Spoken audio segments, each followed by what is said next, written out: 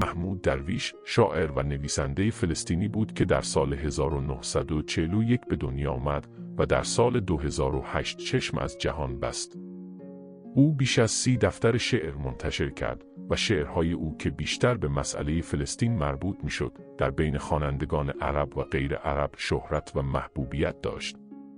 خود او به خوبی به زبان عبری حرف میزد و با فرهنگ یهودیان آشنایی داشت و دوستان یهودی زیادی داشت. وی سالهای زیادی از عمرش را در قاهره، بیروت، تونس و پاریس به تبعید گذراند. او به خاطر شعرهایی که به زبان عربی مینوشت و احساسات و اندیشه‌هایش درباره هویت، زندگی و آزادی ملت فلسطین شناخته می شود. آثار او عموماً درباره عشق، امید، حقوق مردم فلسطینی و مسائل اجتماعی و سیاسی دیگر از جمله بیخانمانی و غربت است.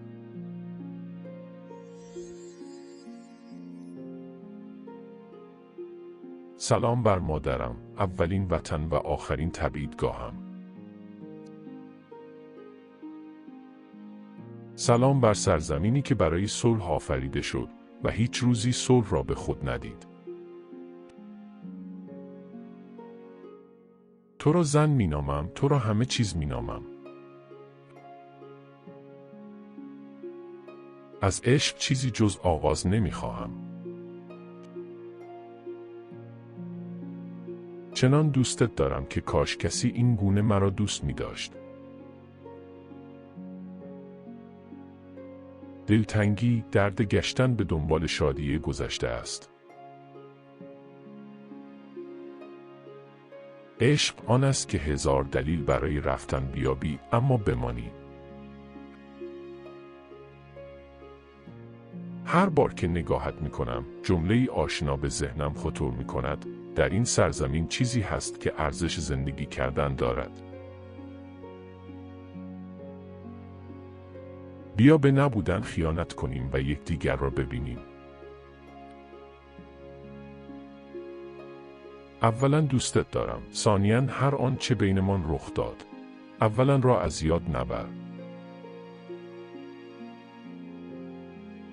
گفت خانه ها در غیاب ساکنانشان خواهند مرد و سپس به قلبش اشاره کرد.